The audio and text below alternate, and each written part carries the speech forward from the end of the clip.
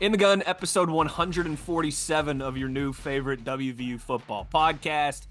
I am Wesley Euler, and I've got the best teammates in the business. We got the signal caller, Jed Drenning, with us. Owen, he's got some duties he's got going on right now. He might hop in here before we get out of here. We'll see. But I hope my microphone sounds okay, my broadcast sounds okay, because if you are watching this in YouTube and on YouTube in video fashion, you will see that I am live on location in Indianapolis in my hotel room. And yes, if you are looking over my shoulder, that is Lucas Oil Stadium, home of the Indianapolis Colts, right behind us. That's where our guy Zach Frazier will be working out on Sunday and on Monday now as well too. So hopefully everything goes all right here in terms of my quality of broadcasting and internet and all those different things. We will get to some combine stuff and some indie happenings, but of course, we all know this episode of Bet Online brought to you in part by our friends, or this episode of Bet Online, this episode of ITG. Pardon me. You could tell I've been doing a lot of radio this week, Jed, and I missed ITG last week, so I got to sharpen my sword here. Brought to you by our friends at Bet Online, where the game starts. Signal caller, how we doing, partner? For our friends on YouTube, sorry for those listening on audio. We have to do this. Wes showed me before we Okay. started taping. This is an old camera trick. Yes. Wes, Very walk us good. through it, and then let's take a look on YouTube. So, and a shout out to my old broadcast journalism professor, Gina Dahlia at WVU, who's still there. She'd be very proud of me of this.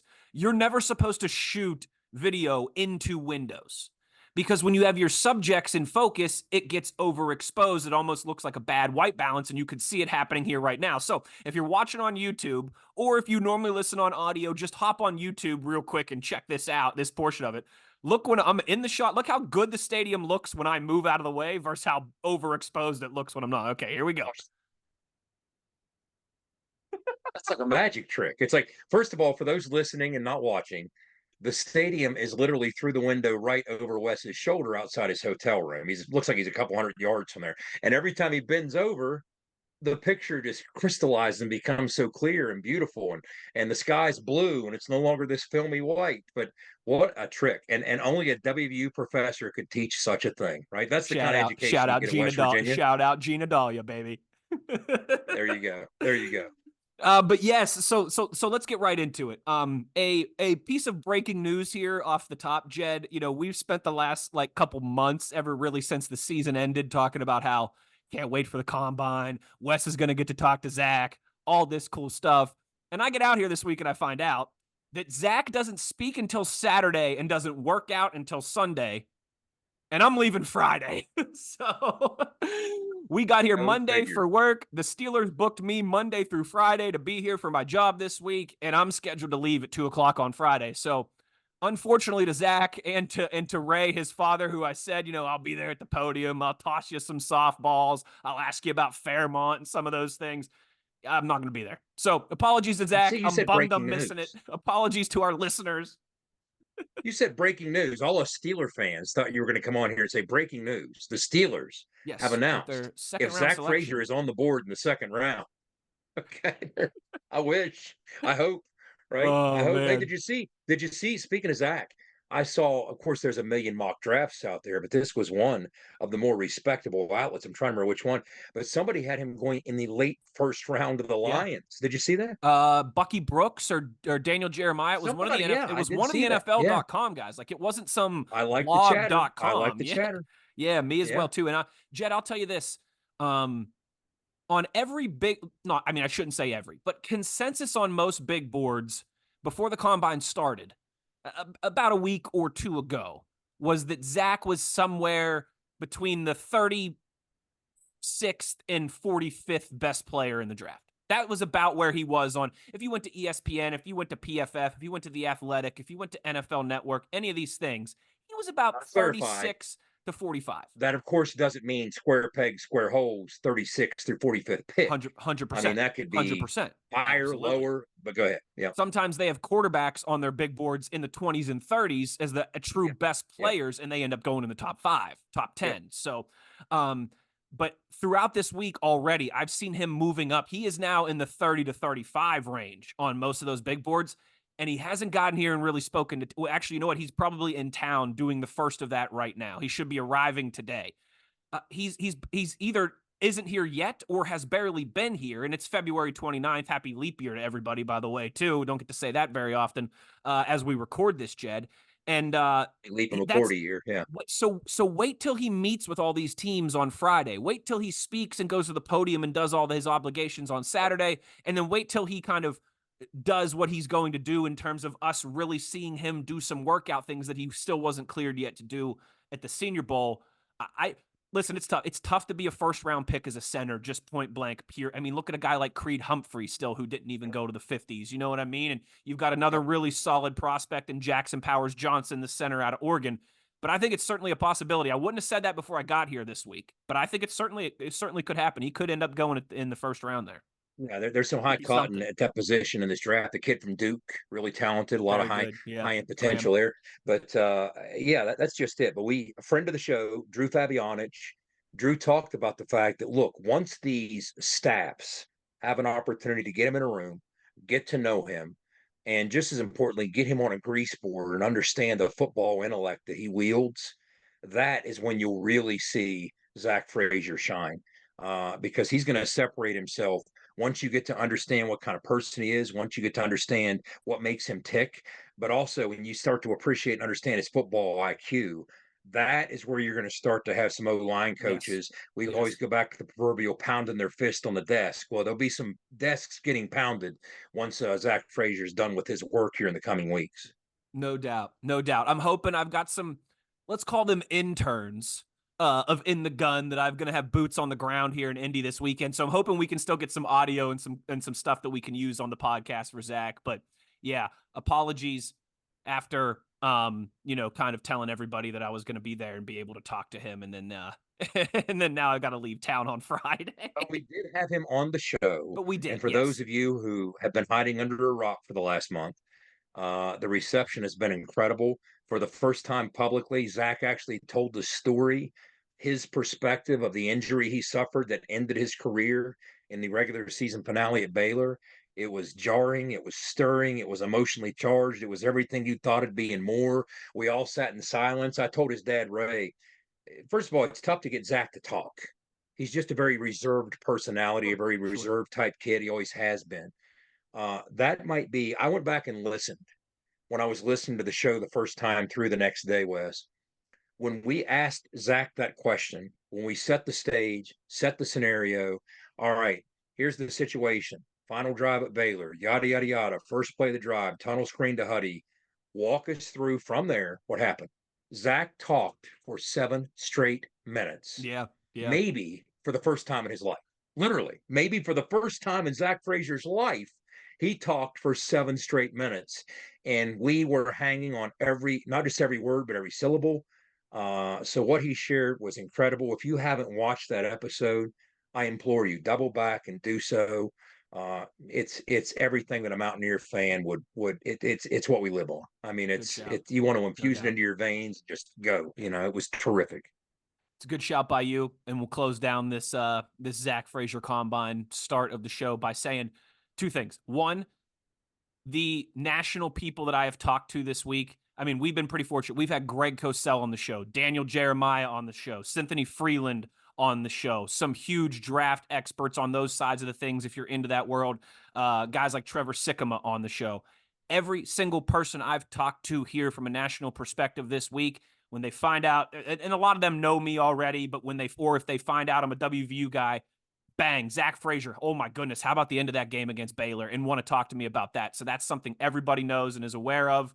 And the second thing, and you'll get a kick out of this, my favorite draft Nick, Jed. Okay. So I'm talking the guys that just make their living on the draft is Dane Brugler. He is the lead NFL draft guy for The Athletic. Yep. He puts out a publication every year that's 400 pages called The Beast, where he talks to every prospect. He talks to every prospect's 9th grade social studies teacher to figure out what makes that. He is so thorough. You can ask him about anybody in this draft, anybody at the combine or that didn't get invited, and he could talk to you for a half an hour about them. He's just incredible. Last year when he was done with us, I said to him, hey, next year when we're here with you, when we do our yearly chat here on Radio Row, we're going to be talking about Zach Frazier. And so this year, it was like, hey, we're going to be talking about Zach. I said to him when he left this year, I said, Dane, when we're here on Radio Row next year, we're going to be talking about Wyatt. All right. So I told you last year Okay. with Zach, I called my shot Wyatt there. All Milan, right. baby. I'll Yep. follow up with you in about 365-ish days, 366 maybe, because it's a leap year, um, about Wyatt as Perfect. well, too. So been a lot of fun here. And all the best to Zach as he gets into action here this weekend. Like I said, he will be doing media and interview stuff on Saturday, his on-field workouts on Sunday, bench press on Monday. I don't know entirely what he's going to do and not do, obviously, but all the best to Zach as he gets going this weekend.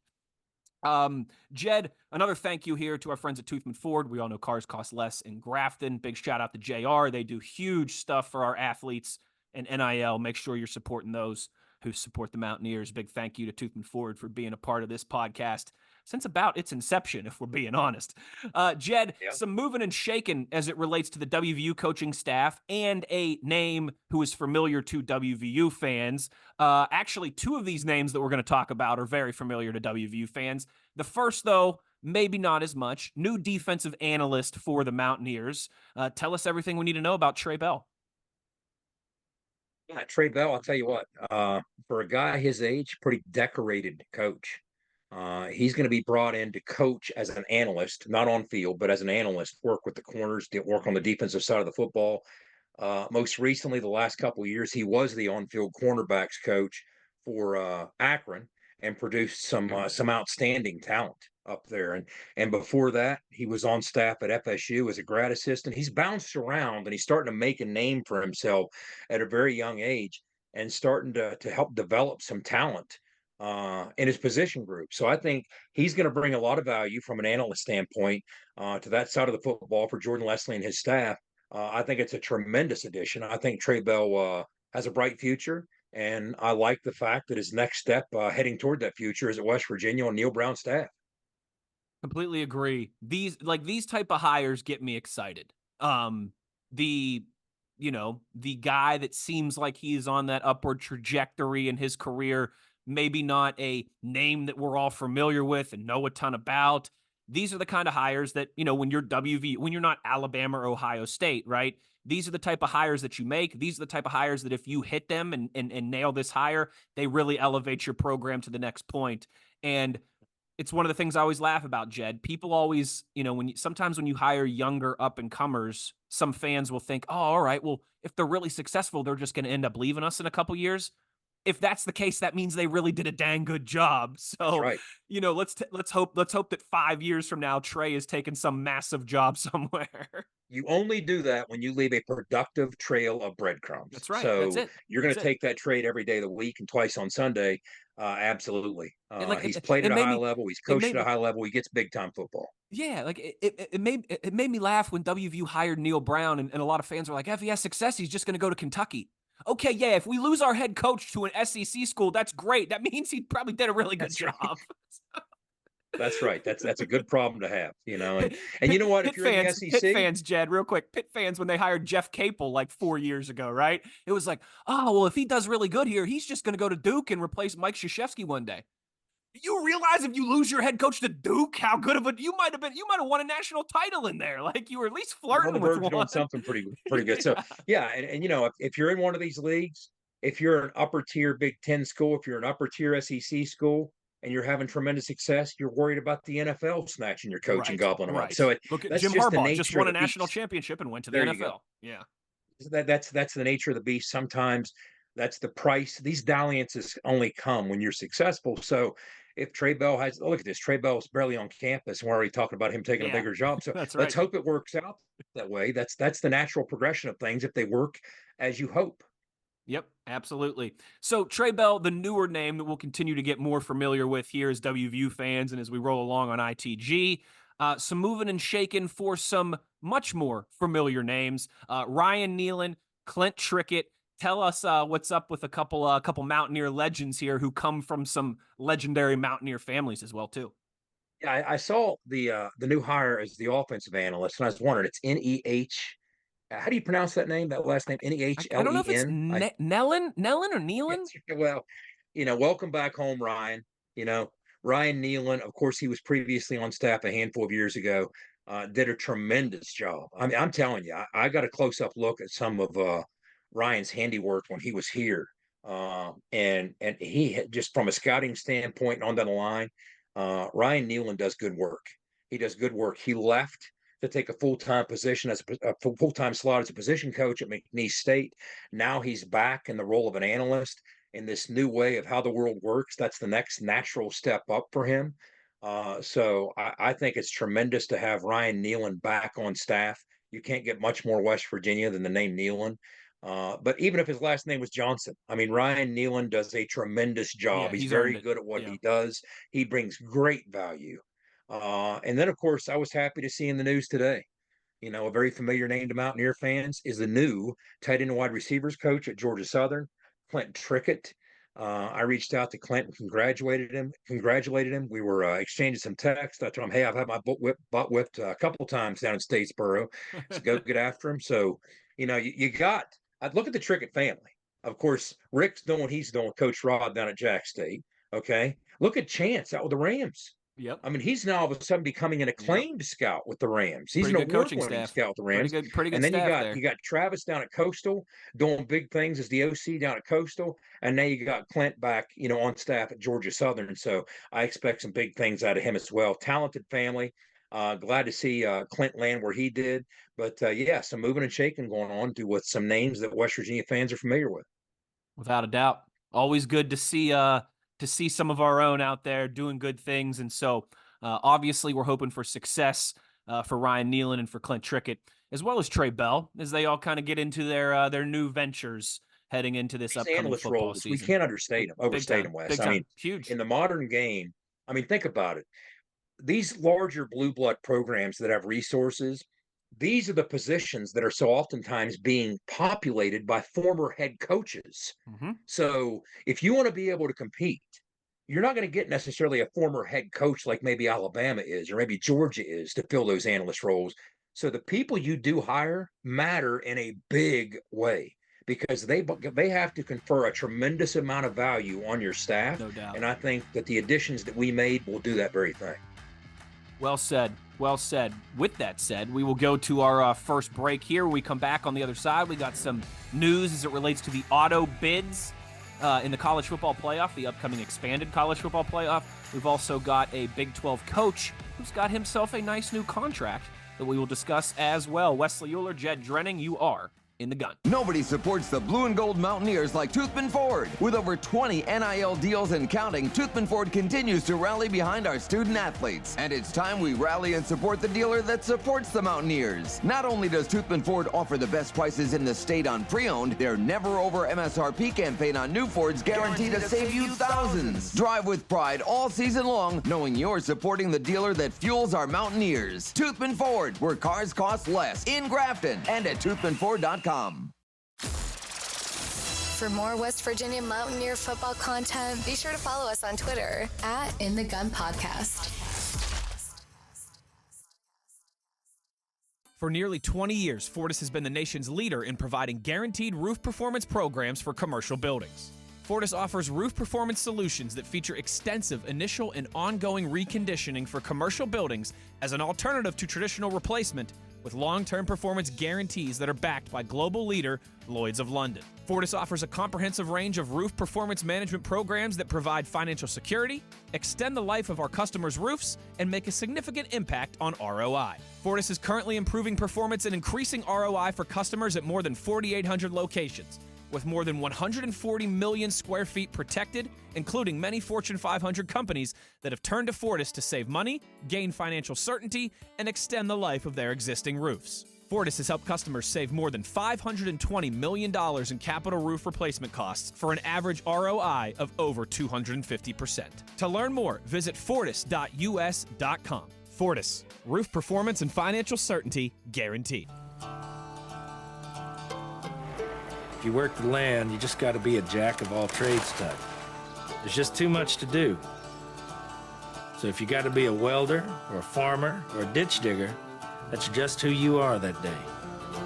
Then tomorrow, you can be somebody else.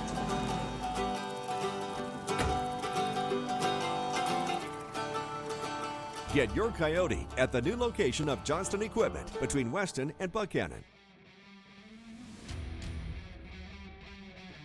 Back in the gun here as we roll along, one of us in West Virginia, one of us in Indianapolis, Indiana, here on this edition of ITG. And Jed, I got to imagine, listen, I can find a transition for everything, baby, that the college football playoff at some point will have some involvement with this stadium that's right over my shoulder right here. There'll be a national championship here. There has been before. The Big Ten championship game is right there in that stadium every single year. That will obviously have a factor in the college football playoff. Well, we all know this thing is going to be expanding, and with that comes the conversation of automatic bids. How many does the SEC get? The Big Ten, the Big 12, the ACC, the group of 5 schools, or the non-power schools, as these conversations and labels continue to evolve, right? We've got the P4 now, that the Pac-12, as we know it, is essentially no more. So where is this progressing to? Where are the latest talks? What's this looking like it could shape out to be? Quick aside, and I'm going to jump right into it. I have to give you a shout out here, Wes, because I can tell you have a production background. Because here I've been on location. I've done shows when I was at the beach with you and Owen. I've done shows in Charlotte. Yep. I've been at different locations, and when I do it, I'm in a hotel room, but it's like a plastic house plant behind me, and that's all I can manage to do with my camera angle. But yours is just immaculate. I mean, it's immaculate. You got Lucas Oil behind you, great view. But yeah, in the news, in the ever-changing landscape of college football, only in college football can you have headline discussions about the possibility of a 14-team college football playoff before you even started your 12-team college football playoff, right? So, first of all, we're segueing out of a 4-team college football playoff, which has been in place since 2014 when the CFP replaced the BCS. This will be the first year, as we know, of a 12-team college football playoff. Skylar and I talked about that in an episode last week and broke some of that down. Well, now what's gaining momentum in discussions is the possibility of a 14-team college football playoff, which would start as early as 2026. Now, Brett McMurphy on Twitter wanted Mindy to talk about this. Brett McMurphy has said, and this is his tweet, a 14-team model is under consideration, and it would give automatic bids as follows: 3 to the Big Ten, 3 to the SEC, 2 to the ACC, 2 to the Big 12, and 1 group of 5 team, and 3 bids remaining to the highest ranked at-large teams. This is what sources told him, first reported by Ross Dellinger. So let's give Ross a shout out there. It finalized, as we said, it could start as early as 2026. Now, look, I'm not Nostradamus, but I remember saying last year, I'm like, look, I'm willing to make concessions as long as you give the Big 12 automatic access. I'll give them more access. Correct. I'll give the Big 10 and the SEC. Correct. I'm not delusional. I'll give them more access, more auto bids, as long as you give us multiple auto bids. That's Correct. All I can ask. And some people are up in arms. How dare you cede ground to the Big 10 and the SEC? Are you serious? Come on. First of all, this is probably, in my estimation, going to happen, and probably going to happen as early as 2026. You'll have 14 teams, but it's one more step towards another change that's going to happen after that. You're finally going to, when the dust settles, yes, of course, in the catbird seat will be the Big Ten, will be the SEC. They'll have all the advantages. They'll be in the position of leverage. That's fine with me, so long as the rest of us, by the rest of us, I mean the Big 12, because who knows what the future of the ACC holds. I mean, what's going to happen with FSU? What's going to happen with, speaking of which, we're going to have a guest on later in the offseason that's in the know at FSU, and we're going to talk about that very thing. What's FSU's future in the ACC, if there is one? Clemson, what's going to happen there? We don't know. I mean, what I've said, the fundamental difference to me between the current state of the Big 12 and the current state of the ACC is when you look at the Big 12, you're looking at the Big 12 as it will almost certainly be moving forward. Now, you're comparing that to an ACC that most likely, or at least there's a fair to million chance, won't look like this moving forward. Sure. So what I think may happen, if you see the erosion of the ACC at some point down the road, you're going to have more auto bids gobbled up by the other conferences. By other conferences, first and foremost, I mean Big Ten, SEC. So long as we retain access on a reasonable level, I'm fine with that. I'm fine with the group of 5 team getting in. I'm fine with all of it, so long as the Big 12 has reasonable access. And under not just the 12-team model that begins this year, but even the 14-team model that's being discussed that we just talked about, both at least supply the Big 12 with reasonable access. So I'm fine with either. And as long as that is maintained moving forward, I don't care what it looks like, so long as we keep that. I love that label, Jed, and I can tell you right now I'm going to steal it moving forward as these conversations continue to arise. Reasonable access. And I think as it's laid out there, the Big Ten and the SEC get 3, the Big 12 gets 2. I think that's reasonable. That's not astronomical. I think that's reasonable. I think that's well stated by you. I think that's perfect. And I think most reasonable people would agree. I agree. And I'm excited to get the 12 teams started. I mean, to me, people are saying, well, one of the things they like about it is they like seeing Notre Dame take some arrows. And Notre Dame's not in a conference. So with the 12-team format, they won't be one of the top 4 teams getting the bye, Right. because you have to be a conference champion to be one of those top 4 teams getting a bye. And I'm like, are they really taking arrows? I mean, yeah, they got to play the extra game.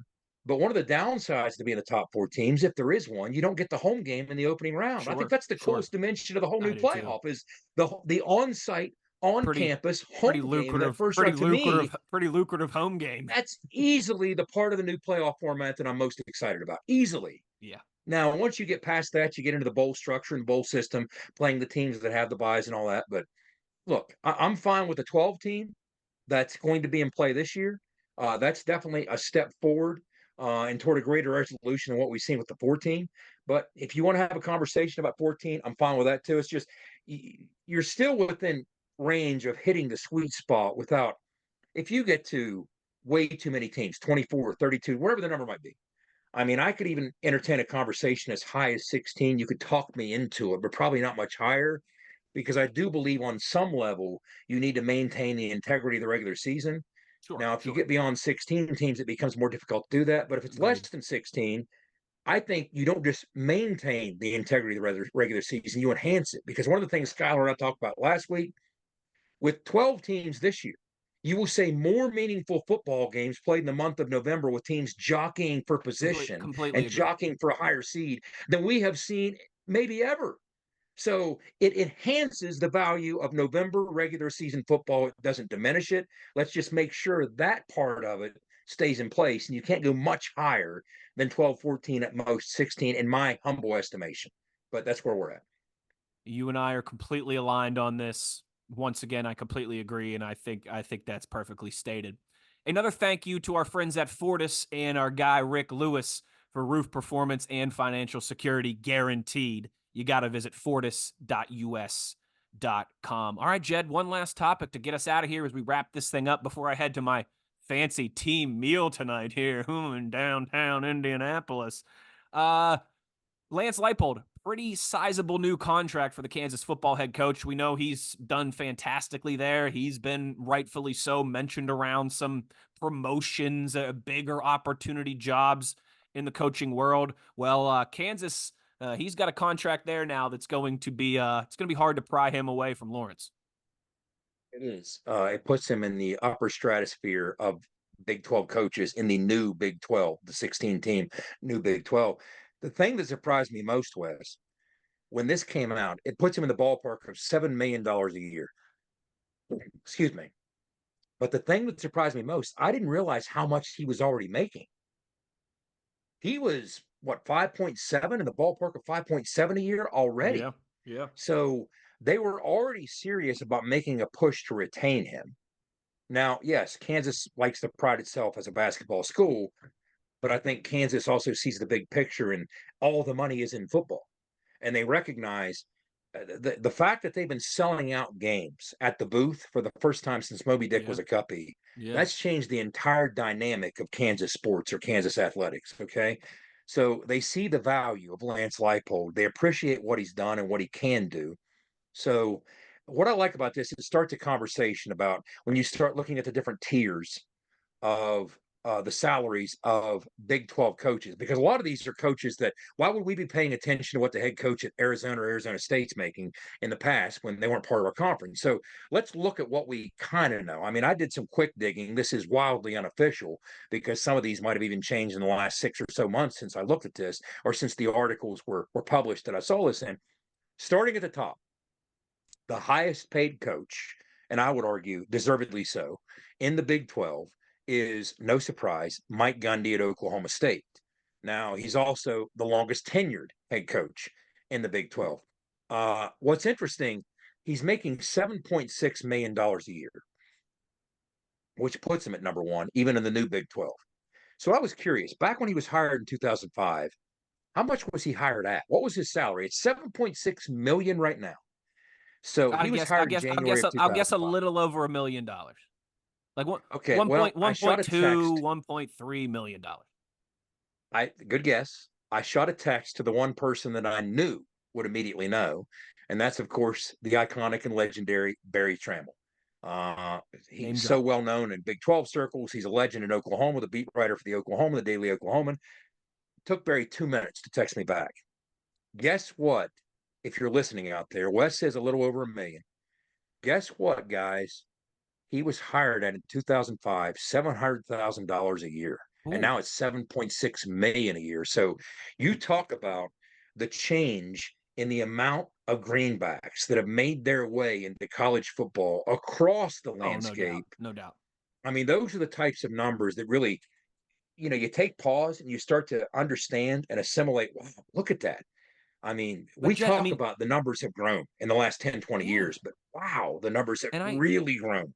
I think if you're a place that in this new era of college football, even when you're Kansas, even when you're Duke and you're North Carolina and you're Kentucky, you are dumb to not invest in football. You can still This admit is we're where a the money basketball is. school. This is where the money is, man. Like Yes. it's the classic, it's the oldest cliche in the book, probably literally, but that's because it's true. You get what you pay for. You invest in Yeah. football, you're going to make money in football. I mean, What's the old saying? A bad football program pays for everything. A good basketball program pays for itself.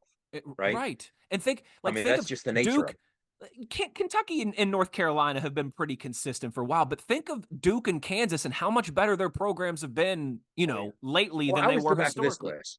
Do you remember when the Big 12, right before West Virginia came aboard, when you had the departure of Missouri and A&M to the SEC, the Big 12 was for a handful of months there on absolute life support. I mean, you had Yep. Oklahoma and Oklahoma State looking to bail, Texas was looking to bail. Nobody knew what was going to play out. So all these teams that were left behind were fending for themselves, picking up the phones. The ADs were working the phones. Hey, will you take us? They're calling the Pac-12. They're calling the SEC. They're calling all these different leagues. Will you take us? Will you take us? Well, the school that could rarely get somebody to return the call was Kansas, Right. because Kansas's football was in dire straits. And like, we don't care about basketball. There's not enough money in it. Look at your football program. It's an embarrassment, which in 2010, 2011, it absolutely was. But that just really speaks volumes as to the fundamental difference between the financing that football provides versus basketball. But looking at these salaries, let's go through the list. Again, this is unofficial. It's just what I could find. The two that aren't available because they're private schools, Sataki at BYU, Sonny Dykes at TCU. So you'd have to guess with those. But working top to bottom, Gundy, okay, leader in the clubhouse at 7.6 million. Now, Lance Leipold, by my math, this puts him at number two at 7 million. So they're very serious about what they're doing from a football standpoint in Lawrence now. Number three, you have a guess? In the new Big 12. In some ways surprising, in some ways not. Hmm. It's not who Well, I'd have guessed. when you say new Big 12, it makes me think it's one of the newcomers. Okay. But I've got no clue who it might be. that's all I Deion. got for you. Oh, Deion's yeah, number three. duh, I should have known that. I would have guessed Whittingham. If anybody's earned it, it's Whittingham, right? Sure. Okay, so Deion's number three. Again, this is not official. It's just my math from what I could find. Chris Kleiman, 4.75 million, number four. Kyle Whittingham at Utah, number five, 4.7. Willie Fritz, the new hire at Houston, brand new hire at Houston, 4.5 million. So he's next on the list, followed by Joey McGuire at Texas Tech, 4.1 million. Okay, so that puts us at 3, 4, 5, 6.